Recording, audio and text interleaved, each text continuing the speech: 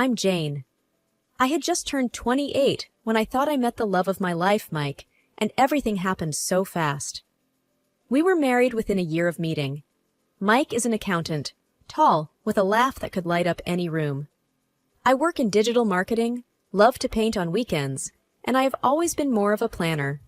We balanced each other out, or so I thought. It was the day after our wedding, and our living room was piled high with wrapped presents and envelopes. There was a chaotic beauty to it all, the remnants of our celebration. That's when Mike's parents, Carol and Dave, dropped by. I hadn't really gotten to know them since we got married so quickly, but they seemed all right, normal even. As we started opening gifts, I noticed Carol and Dave were more than just a little interested in the contents. "Is that a crystal vase?" Carol asked, picking up a shimmering piece that my aunt had given us. She turned it over in her hands, eyes gleaming.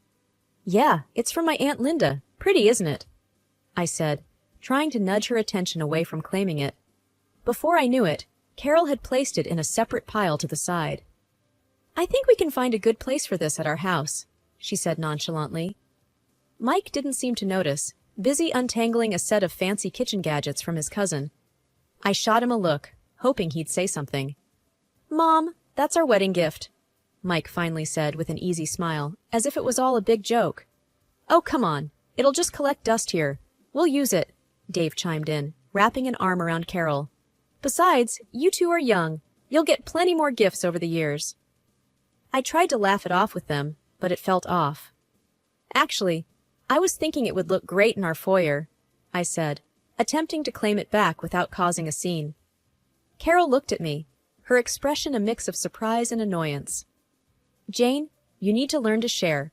We're family now, and families help each other out," she said, her tone firm, as if she was teaching me some sort of lesson. Mike, catching the tension, quickly jumped in. "Let's not worry about this now. We've got plenty of gifts, right, Jane?" I nodded, biting back my words.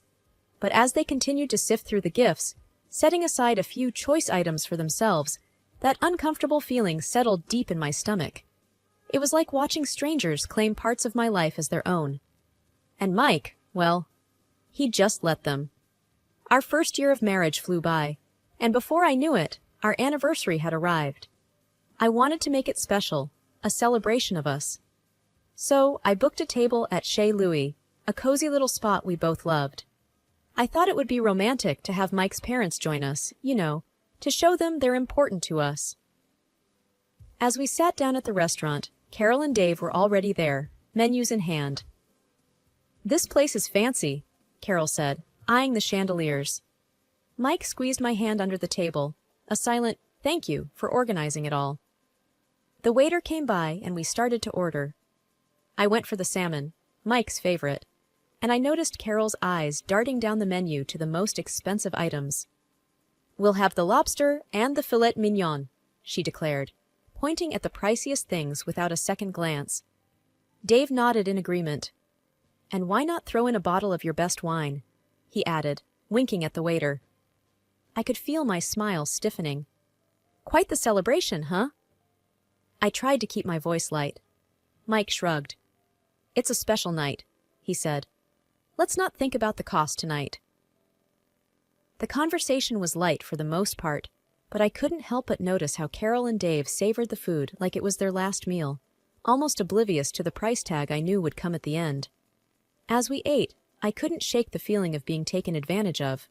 It wasn't about the money, not really. It was the principle. It was our anniversary, and it felt like it was being hijacked. When the check arrived, I saw Mike's eyes widen a little, but he quickly recovered and handed his card to the waiter. On our way out, Carol looped her arm through mine. "You know, Jane, this was just lovely. We should do it again next year," she said, a satisfied smile on her face. Thanksgiving was around the corner, and with it came the start of the holiday season. Mike and I had started to decorate the house, a mix of fall colors and early Christmas cheer. It was cozy, the kind of place you'd want to come back to after a long day. One evening, as we were stringing up some lights around the living room windows, Mike's phone pinged with a message. He read it and laughed. "Oh, my parents are ahead of the game. They've already sent their Christmas wish list." I was untangling another set of lights and looked up. Wish list? Yeah, they send one every year. Helps with shopping, he explained, his fingers scrolling through his phone. Curiosity got the better of me. So, what's on this famous list? Mike hesitated, then handed me his phone. The list was extensive. Top-tier electronics, designer clothes, luxury items that they probably didn't even need. I scrolled through in disbelief. They can't be serious, I said. This is a lot. Mike took his phone back and shrugged. They like the good stuff. What can I say? I didn't know how to respond. There was a knot forming in the pit of my stomach. Mike's birthday was also coming up, and I had been so excited to give him the watch he'd been eyeing for months. Now it felt like any gift would be less about us and more about fulfilling a list. When it came to us making our list, I couldn't help but feel petty making one at all. Maybe we should just ask for charitable donations in our name, I suggested half-heartedly. Mike laughed. Good one, but seriously, what do you want? You need a new laptop, right? The holidays rolled around, and I got Carol and Dave a nice coffee maker. Nothing too fancy but practical. They, in turn, gave me a set of scented candles. They were nice, but the difference was stark. I didn't say anything. Mike seemed happy with the fancy drone they got him, though. The unspoken rule was clear. We were expected to give big and receive small. It didn't feel right, but bringing it up only seemed to cause tension. So, I kept quiet, wrapping gifts and pasting on a smile for the holidays. But inside, I was beginning to count the costs, not just in dollars, but in the emotional toll this was starting to take. I was at my desk, staring at the computer screen when the email notification popped up. It was my quarterly bonus, bigger than I had expected. My first thought was to do something meaningful with it, something for Mike and me. So, I booked us a trip to Paris. We had talked about going since we met, and it felt like the perfect time to make that dream happen. That night over dinner, I told Mike about the surprise. His face lit up like I'd never seen before. Paris? Really? Babe, that's amazing! He exclaimed, getting up to kiss me. I was basking in the joy of the moment when his phone rang. It was his mom. I could tell by the way his face changed. Yeah, she booked us a trip to Paris, he said into the phone, and I knew I should have asked him not to say anything just yet. Mike's enthusiasm dwindled as he listened more and more. I know you've always wanted to go. He trailed off, looking at me with a pained expression. I felt my heart sink. He hung up and there was a heavy silence. They want to come with us, he said finally, almost like he was asking for permission. I sat there, my fork halfway to my mouth, paused in midair. To Paris? With us? I asked, trying to keep my voice steady. Yeah. They said they've never been and always wanted to go, Mike explained, running a hand through his hair. I think we should take them. The room felt suddenly too small. It's supposed to be for us, Mike. Our trip, I said, feeling a tightness in my chest. He didn't respond at first, then, I know, but they're getting older, and I feel bad.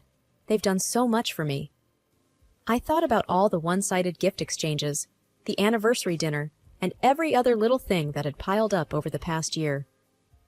But this is our time, I insisted, my voice firm. We can plan a trip with them another time. This bonus, it's for us. Mike sighed, a deep, frustrated sound. They won't understand that. You know how they are. And you know how hard I've worked for this, I said, the words like stones in my mouth. I want us to enjoy it together, just us, like we planned. Mike didn't say anything for a while. Then, okay, we'll tell them some other time might work better.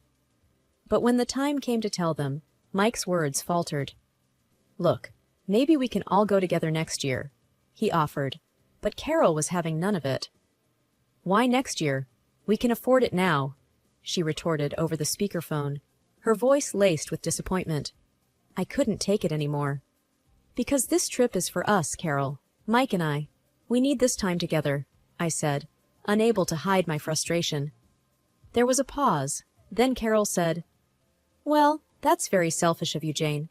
Very selfish indeed. After the call, the air between Mike and me was tense. He was torn, I could tell, but this was one thing I wasn't willing to budge on. Paris was meant to be a dream trip for us, and I wasn't going to let that dream be taken away. Mike became a shadow in his own home, leaving early for work and coming back late. Our conversations dwindled to monosyllables. "Dinner's in the oven," I'd say when I heard the garage door open, my voice echoing off the empty walls. "Thanks," he'd reply, a hollow word that hung in the air between us. I missed him, missed us. I yearned for the easy days when we'd dream together on the couch, our plans and laughter intertwined. I longed to reach out to him, to break through the invisible barrier that had erected itself after the argument over Paris. But every attempt felt like speaking through a thick glass wall. I could see him, but I couldn't reach him. One particularly hard evening, I sat at the dinner table across from Mike, the sound of his fork against the plate drilling into the silence. I cleared my throat. "Mike, this can't go on," I started, my voice barely above a whisper, fearful of shattering the fragile peace. "We need to talk about what happened. We can't let this silence be the new normal for us." Mike continued to eat, his expression unreadable. Then he set down his fork, a sign that I had his attention, even if just for a moment. "What do you want me to say, Jane?" he asked, a hint of weariness seeping through. "I want to understand why you're taking this so hard, why it feels like you're choosing them over me," I replied, the hurt evident in my tone. He sighed, his hands folded in front of him. "They're my parents, Jane. They've been hoping to go to Paris their whole lives." "And what about what we've been hoping for? Our plans? Our dreams?" My own frustration started to bubble up, words becoming more pointed, desperate to bridge the gap between us. Mike ran a hand through his hair, a gesture of exasperation I'd come to recognize. I know, he said, and for a moment I saw the flicker of the man I married, conflicted and torn, but not indifferent. "It's just, they've always been there for me. I feel obligated, you know." "But where does that leave us, Mike?" I pressed, leaning forward, trying to catch his eye. "What about our marriage?" He didn't respond right away, and in that pause, I felt a wave of fear. Fear that maybe we weren't as solid as I had believed, that maybe the foundation we had built was less rock and more sand, easily eroded by the steady tide of his parents' needs and wants. "It's supposed to be us against the world, Mike, not me against you and them," I said quietly, my voice steady despite the emotion welling up inside me. He looked at me then, really looked at me, and I could see the conflict warring within him. "I know, Jane. I just don't know how to make everyone happy." "That's just it," I said, a sudden clarity washing over me. We can't always make everyone happy. But we made vows to each other, Mike. Doesn't that count for something?" He nodded slowly, his gaze lingering on the table before finding mine. "It does. It counts for a lot." The rest of the meal passed in a contemplative silence, a change from the strained quiet that had become our norm. It was as if my words had planted a seed, or perhaps watered one that had been lying dormant within Mike all this time. The morning sun poured in through the windows, but the warmth it usually brought seemed to have no place in our home today. I woke up to an eerie quiet, the other side of the bed untouched from the night before. The emptiness of the house felt like a heavy blanket, suffocating in its silence. Rubbing the sleep from my eyes, I reached for my phone, expecting the usual absence of messages, given the silent treatment that had taken residence in our home. Instead, my screen was flooded with notifications, all from my bank. A lump formed in my throat as I read the details. Multiple transactions, including airline tickets and a pair of hotel bookings in Paris, all made while I was asleep. The timestamps on the emails told me the flight would have left hours ago. Mike and his parents were already on their way to Paris, using my hard-earned bonus to fund a trip I was meant to be on. Disbelief turned to anger, and then to a crushing sense of betrayal. I sat there, the phone heavy in my hand as the reality settled in. Mike had access to my account. I'd trusted him implicitly, never imagining he would abuse that trust.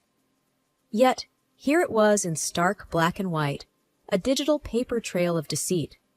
I couldn't breathe, couldn't think. The one person I had believed would stand by me had chosen his own comfort over our relationship. I thought back to all the times I'd brushed aside the little signs, the excuses I'd made for him, for us. With trembling fingers, I dialed his number, knowing full well he wouldn't answer. Not with the time difference, not with my previous ultimatum ringing in his ears. "Mike," I began, the beep of the voicemail almost mocking in its cheerfulness. "I saw the charges. You took your parents to Paris with my bonus. I don't even know what to say, but I hope it's worth it. I hope it's worth everything." The house felt even emptier after the call, the walls closing in on me with the weight of everything unsaid, and now, perhaps, never to be spoken. I sat at the kitchen table, the silence a stark contrast to the chaos raging within me. They had left, just like that, with no regard for me or the life we were supposed to be building together. I canceled the hotel rooms, the return flights, every piece of the trip that was connected to my finances. With each cancellation, I felt a piece of my old life fall away, the future I'd envisioned evaporating before my eyes. By the time I was done, there was nothing left to do but act. I contacted the bank and removed Mike's access to my accounts, a finality in each click that felt both terrifying and liberating. The man I had married, the family I had tried to be a part of, they were all just strangers now.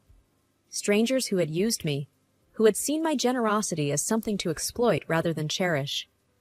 I packed my bags with a robotic efficiency, each item a reminder of a dream I had to put away. There was no going back from this, no gentle words or apologies that could mend the rift that his betrayal had caused. Mike had chosen his path, and in doing so, he had set me on mine. The ring I'd once worn with pride lay cold and heavy in my palm. I set it down on the counter, its sparkle mocking in the morning light, and with one last look at the life I was leaving behind, I closed the door on the house that was never truly a home. It was late afternoon when I finally left the house.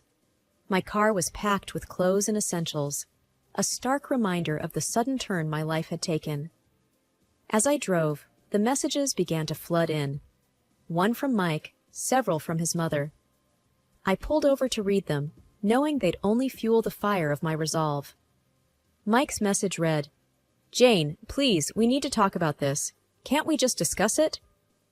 His words seemed hollow, almost insulting in their simplicity.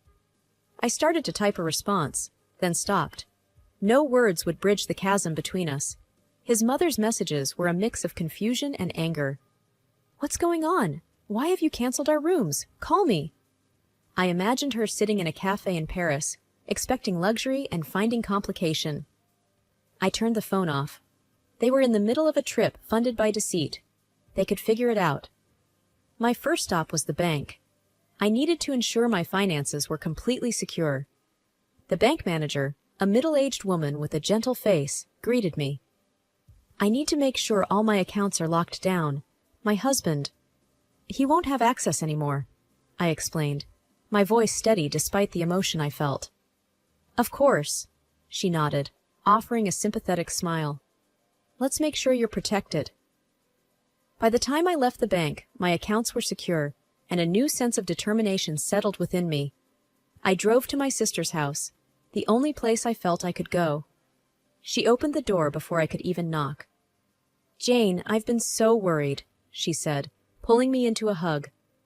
I allowed myself a moment to just be held, to let the reality of my situation be shared. "I can't believe he would do this to you," she said as we sat down at her kitchen table. "You deserve so much better." I nodded, swallowing hard against the lump in my throat. "I do. And that's why I'm not going back. I've canceled everything. I've left the house. I'm done, Sarah." She reached across the table, squeezing my hand. "Good for you. What's your plan now?" I looked around the familiar room, feeling the first twinge of relief. "I'm not sure yet, but I'm starting with a divorce. I can't stay married to someone who has so little respect for me." Sarah's face was a mixture of anger and pride. "I'll support you however I can. Do you need a lawyer?" "I'll find one," I said, my voice growing firmer with each word. "I need someone who doesn't know Mike or his family. I need this cut clean." The conversation shifted as Sarah helped me unpack my car and make plans for the next few days. There was a strange comfort in the mundane tasks, a grounding in the midst of chaos. I was standing in the kitchen at my sister's house, a mug of coffee warming my hands, when my phone vibrated with a persistence that felt all too familiar.